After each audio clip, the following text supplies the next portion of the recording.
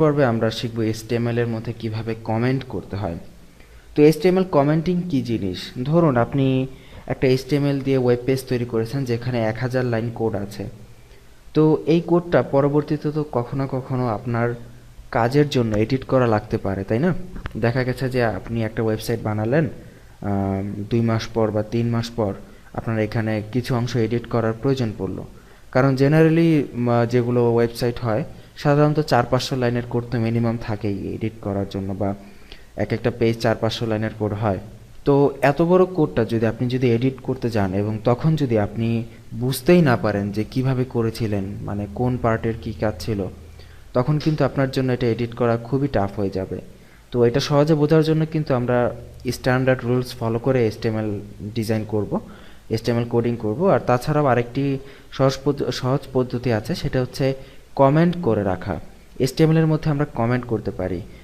যেমন আমরা এখানে যদি 2টা প্যারাগ্রাফ লিখি, আমরা সাপোজ এখানে লিখলাম my name is Mohammad Abdul Kader. এখানে আরেকটা নেম লিখলাম যে, এখন ধরেন এইখানে এরকম আরও 500টা লাইন আছে। তো আপনি কি করলেন, এখানে আপনার একটা লাইন আছে আপনি যেটা মার্ক করে রাখতে চান, বা আপনি চান যে সেটা কেন, বা আপনি একটা কাজ করেছেন, এখানে পি দিয়ে আপনি কি বোঝাতে চেয়েছেন সেইটা আপনি চান ডান পাশে লিখে রাখতে, যাতে করে যে কেউ পরবর্তীতে এটা দেখে বুঝতে পারে যে হ্যাঁ এইটা এই বিষয়। কিন্তু আপনি যে লিখে রাখবেন, আপনি যদি এখানে লিখে রাখেন যে দিস ইজ মাই নেম, এটা আমার নাম, লিখে এখন আপনি যদি এটা রিফ্রেশ করেন, দেখবেন আপনার নাম, এই যে মাই নেম ইজ আব্দুল কাদের, এর পাশে কিন্তু দিস ইজ মাই নেম চলে এসেছে। কিন্তু এটা যদি এমন না হয়ে, এটা যদি আপনার এই টাইপের হতো যে এই লেখাটা, মানে আমরা যেটা মার্ক করে রাখতে চাই সেইটা এইরকম নিচে না এসে, মানে সেইটা দেখা না যেত, এটা যদি পেজ থেকে হিডেন থাকতো, তাহলে কেমন হতো? সো এই কাজটা করার জন্য আমরা যেটা করতে পারি যে HTML কমেন্ট করতে পারি। যেমন এখানে দেখুন HTML কমেন্ট করার যে সিস্টেমটা, সেটা হচ্ছে আপনাকে প্রথমে লেফট অ্যাঙ্গেল সাইন দিতে হবে, then exclamation sign, then double dash, then আবার ডাবল ড্যাশ, তারপর রাইট অ্যাঙ্গেল ব্র্যাকেট।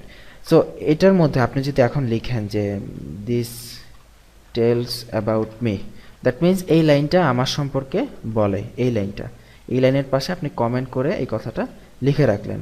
এবং এখন আপনি এই পেজটা রিফ্রেশ করেন, দেখবেন সব ঠিক আছে, কিন্তু আপনি যে কথাটা লিখেছিলেন এইখানে সেটা কিন্তু দেখা যাচ্ছে না। দ্যাট মিন্স এই লেখাটা এখানে থাকবে কিন্তু আউটপুটে লেখাটা দেখা যাবে না। এটা হবে কমেন্ট, যাতে করে পরবর্তীতে কোড এডিট করার সময় আপনি সহজে এডিট করতে পারেন। এবং আমরা যদি এটাকে ইন্সপেক্ট এলিমেন্ট করি রাইট ক্লিক করে, তারপরে কিন্তু আমরা দেখব এই কমেন্টটা কিন্তু এখানে রয়ে গেছে, কিন্তু এই কমেন্টটা কিন্তু এখানে আউটপুটে দেখা যাচ্ছে না। সো বুঝতে পারতেছেন আশা করি যে কমেন্ট আমরা কেন করব। সো আমরা এই কমেন্টটা এই HTML এলিমেন্টের যে কোনো জায়গায় যে কোনো স্থানে আমরা করতে পারি, নো প্রবলেম। আমরা যদি হেড সেকশনে এই কমেন্টটা করি, আমরা চাইলে হেড সেকশনে এই কমেন্টটা করে দিতে পারি যে যেহেতু এই টিউটোরিয়ালটি আমার তৈরি করা, সো আমরা এখানে লিখে দিতে পারি টিউটোরিয়াল বাই আব্দুল কাদের। আমরা আমাদের ওয়েবসাইটের নাম এখানে লিখে দিতে পারি যে itbari.com। ফাইন, দ্যাট মিন্স এখন আমাদের এখানে আমরা কমেন্টের মাধ্যমে আমরা লিখে দিয়েছি যে এটা আমার টিউটোরিয়াল এবং itbari.com আমার ওয়েবসাইট। যদি আমরা পেজটা রিফ্রেশ করি, দেখব কোনো চেঞ্জ নাই, কিন্তু এই টিউটোরিয়ালের মধ্যে এই কথাটা লেখা চলে এসেছে, মানে এই কমেন্টটা আছে, কিন্তু আউটপুটে কোনো চেঞ্জ আমরা পাবো না। তো আশা করি কমেন্ট করার প্রসিডিউরটা আপনারা বুঝতে পারবেন। আমরা শিখব টেক্সট ডিরেকশন, টেক্সটের ডিরেকশন কিভাবে চেঞ্জ করতে হয়। তো আমরা জানি যে একটি পেজে কিভাবে প্যারাগ্রাফ লিখতে হয়, আমরা ইতিমধ্যে জেনেছি। যেমন আমরা যদি এখানে লিখি this is a simple paragraph, আমরা দেখতে পাচ্ছি, এবং এটার আউটপুট যদি আমরা দেখতে চাই, আমরা জাস্ট রিফ্রেশ করব এবং এটার আউটপুট আমাদের সামনে চলে এসেছে। এখন আমরা যদি চাই এই লেখাটা যে বাম থেকে ডানে যাচ্ছে, কিন্তু কোনো কারণে যদি আমরা চাই লেখাটা ডান দিক থেকে বাম পাশে আসবে, দ্যাট মিন্স এখন এটা এই পাশে আছে, তো ডিরেকশন হচ্ছে বাম থেকে ডান দিকে, আমরা চাচ্ছি এটা ডিরেকশন ডান থেকে বাম দিকে হোক, এইখানে এই প্লেসটাতে। তো এটা যদি আমরা করতে চাই, আমরা এখানে যেটা করতে হবে আমাদেরকে, একটা অ্যাট্রিবিউট নিতে হবে, ডিরেকশন অ্যাট্রিবিউট, যেটা DIR দ্বারা প্রকাশ করা হয়, এবং এটা ডিফল্ট অবস্থায় লেফট টু রাইট আছে, RTLTR, that means left to right. So আমরা যদি রিফ্রেশ করি দেখব এটা যেভাবে আছে সেভাবেই থাকবে, কারণ এটা লেফট থেকে রাইট ডিফল্টভাবেই আছে। এখন যদি আমরা এটাকে right to left, that means RTL এটা করে দেই, এবং যদি আমাদের পেজটাকে যদি আমরা রিফ্রেশ করি দেখতে পাবো আমাদের টেক্সটটা বাম থেকে ডান দিকে চলে গেছে। তো এটা হচ্ছে একটা বেসিক ডিরেকশনের উদাহরণ, যে আমরা এই ডিরেকশন ব্যবহার করে আমরা একটি টেক্সটকে বাম থেকে ডান এবং ডান থেকে বাম দিকে এভাবে নিতে পারি। এবং আমাদের এইখানে আরেকটি বিষয় জানার আছে, যে এখানে একটা জিনিস লক্ষ্য করুন, যদিও এটা এই পুরো টেক্সটটা ডান দিকে চেপে গেছে, কিন্তু টেক্সটের যে মেইন যে ডিরেকশন, যে দিস আগে আছে, ইজ এ সিম্পল প্যারাগ্রাফ, এই বিষয়গুলো কিন্তু সব ঠিকই আছে। এটা কিন্তু বাম থেকে ডানেই, কিন্তু টেক্সটটা ডান দিকে চলে গেছে। সো এই বিষয়গুলোকে যদি আমরা উল্টা করতে চাই, আমাদেরকে যেটা করতে হবে, প্যারাগ্রাফ তো আছেই, প্যারাগ্রাফটাকে BDO নামে একটি ট্যাগ আছে আমাদের HTML এ, BDO, এই ট্যাগের মধ্যে পুরো প্যারাগ্রাফটাকে র্যাপ করে দিতে হবে। দেখুন আমরা পুরো প্যারাগ্রাফটাকে ভিডিও ট্যাগের মধ্যে ঢুকিয়ে দিলাম, এবং এই ভিডিওর যদি আমরা ডিরেকশন এখানে ইউজ করি, যে রাইট টু লেফট, ভিডিওর যদি ডিরেকশন আমরা রাইট টু লেফট দিই এবং যদি রিফ্রেশ করি দেখবো এই যে আমাদের সেকেন্ড প্যারাগ্রাফ যেটা আছে সেইটা কিন্তু দেখেন টেক্সট কিন্তু বাম দিকেই আছে, কিন্তু প্যারাগ্রাফগুলোর লেখাগুলো কিন্তু কমপ্লিটলি ঘুরে গেছে। তো এই হচ্ছে মূলত টেক্সট ডিরেকশন। আপনি চাইলে আপনার ইচ্ছা মতো আপনার প্যারাগ্রাফের ডিরেকশন চেঞ্জ করতে পারেন, যেদিকে খুশি সেদিকে নিতে পারেন, এবং এটা শেখার জন্য আপনারা প্র্যাকটিস করে নিতে পারেন। তো আমরা কোডটা সোর্স ফোল্ডারে দিয়ে দিচ্ছি। তো এর আগের যে ভিডিওগুলো আপনারা এতক্ষণ দেখলেন এগুলো সবই ছিল মূলত HTML এর বেসিক এবং HTML এর উপর ভিত্তি করে, এবং এখন থেকে যে ভিডিওগুলো দেখবেন সেগুলো মূলত CSS দিয়ে করা হবে এবং HTML CSS মিলিয়েই করা হবে। আমরা জানি যে HTML হচ্ছে স্ট্রাকচার গঠন করার জন্য, CSS হচ্ছে স্টাইল দেওয়ার জন্য।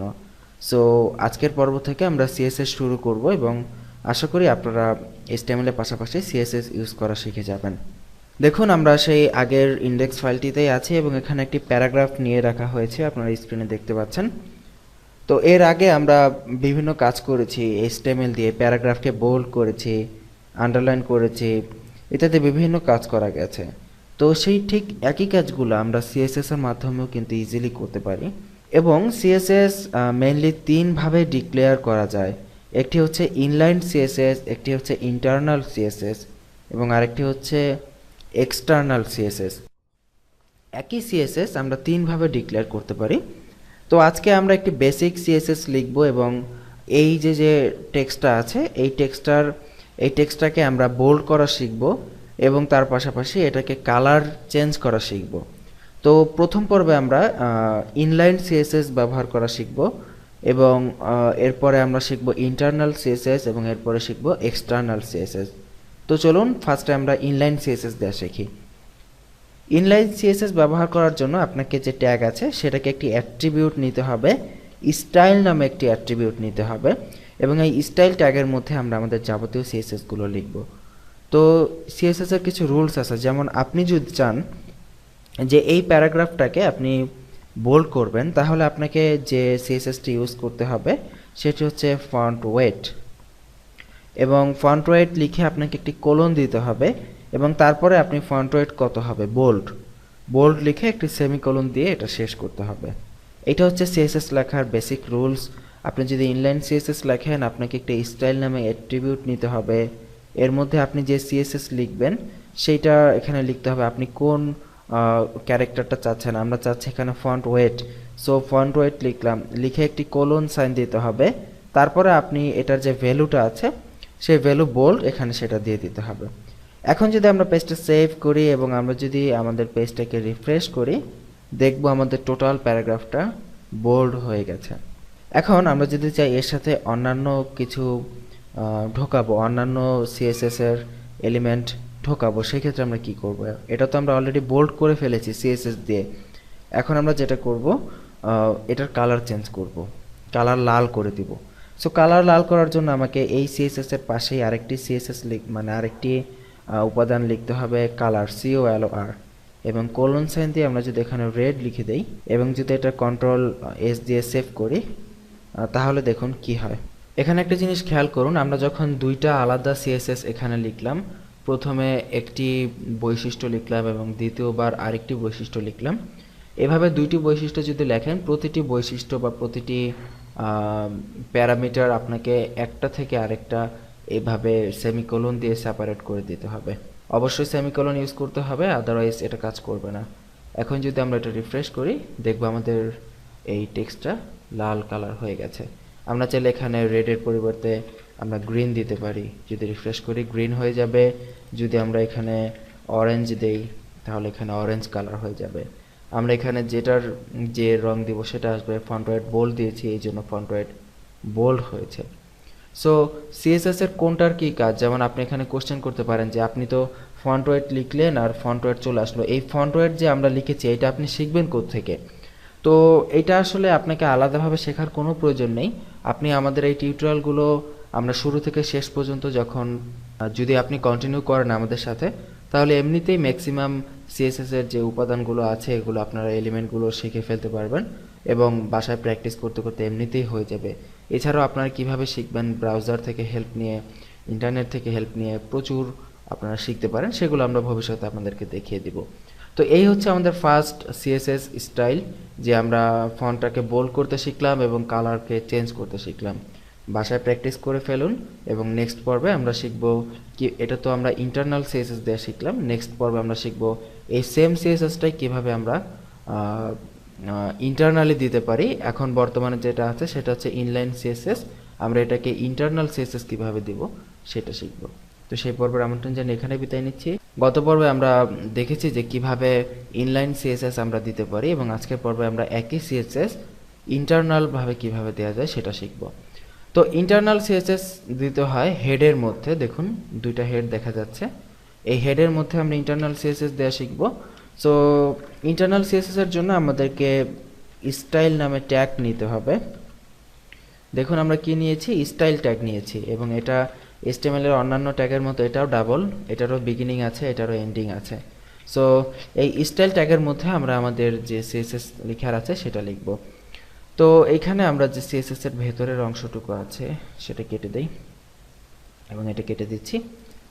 এখন ইন্টারনাল সিএসএস ডিক্লেয়ার করার জন্য আমাদের কিছু রুলস আছে, যেমন যেহেতু এটা ইনলাইন না, আমরা ইনলাইন সিএসএস এ কি হয়েছে, আমরা প্যারাগ্রাফের মধ্যে সরাসরি স্টাইল দিয়ে দিয়েছি, কিন্তু যেহেতু এই ইন্টারনাল সিএসএসটা বাইরে থেকে আপনাকে ওই প্যারাগ্রাফের উপর দিতে হবে, এই জন্য আপনি যে এলিমেন্টের উপর দিবেন সেই এলিমেন্টের নাম ফার্স্টে লিখতে হবে। যেমন আমরা এখানে কাকে দিব এই স্টাইল শিটটা, আমরা দিব প্যারাগ্রাফকে। সো আমরা এখান থেকে পি সিলেক্ট করলাম, প্যারাগ্রাফ। এবং ইন্টারনাল সিএসএস রাখার রুল হচ্ছে সিএসএস এর ভেতরে যাবতীয় এলিমেন্টগুলো সেকেন্ড ব্র্যাকেট বা কার্লি ব্রেসেসের মধ্যে আমাদের রাখতে হবে। সো পি লিখে আমরা এখানে কার্লি ব্রেসেস ইউজ করলাম এবং আমরা দেখুন আমরা এখানে আমাদের যেটা লিখেছিলাম যে ফন্ট ওয়েট বোল্ড দিয়েছিলাম এবং কালার এখানে দিয়েছিলাম যে কালার রেড।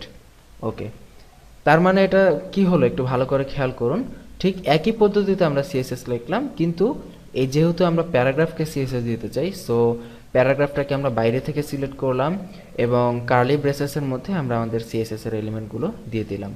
এখন যদি পেজটা রিফ্রেশ করি দেখব আমাদের সিএসএসটা এখান থেকে পেয়ে গেছে। সো এখানে যদি আমরা আরেকটা এলিমেন্ট যদি নেই, আমরা যদি হেডিং 2 নামে একটি এলিমেন্ট এখানে আমরা নেই, আপনারা দেখতে পাবেন দিস ইজ হেডিং 2 এবং যদি রিফ্রেশ করি আমরা দেখব সিএসএসটা কিন্তু অনলি প্যারাগ্রাফের পেয়েছে, হেডিং এর কিন্তু কোনো সিএসএস পাইনি, কারণ আমরা এখান থেকে পি কে সিলেক্ট করেছি, অনলি প্যারাগ্রাফকে পেয়েছে।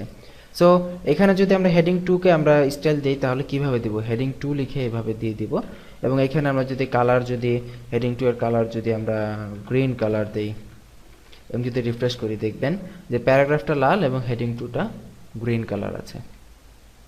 সো এই হচ্ছে ইন্টারনাল সিএসএস দেওয়ার পদ্ধতি, যে আমরা ইন্টারনালি আমাদের এলিমেন্টগুলোকে সিএসএস দিতে পারি। এবং এটা কিন্তু আপনি যখন হেডিং 2 সিলেক্ট করবেন, হেডিং 2 আপনার এই পেজে যদি আরও অন্যান্য হেডিং 2 থাকে, যেমন দিস ইজ অ্যানাদার হেডিং 2, একই পেজে যদি আপনার অন্যান্য হেডিং টুও থাকে, সেক্ষেত্রে আপনি যদি রিফ্রেশ করেন দেখবেন আপনার যত হেডিং টু আছে সব হেডিং টুর একই সিএসএস পাচ্ছে। যেহেতু আপনি এখানে একটা হেডিং টু ডিক্লেয়ার করেছেন এবং আপনার এই টোটাল ওয়েব পেজটাতে যত হেডিং টু থাকবে সকল হেডিং টুর জন্য একই সিএসএস পাবে। আশা করি ইন্টারনাল সিএসএস দিয়ে বুঝতে পেরেছেন। আমরা নেক্সটের পর্বে শিখব এই একই সিএসএস আমরা কিভাবে এক্সটার্নালি ইউজ করতে পারি আলাদা একটি সিএসএস ফাইল তৈরি করে। সেই পর্বের আমন্ত্রণ জানিয়ে এখানেই বিদায় নিচ্ছি।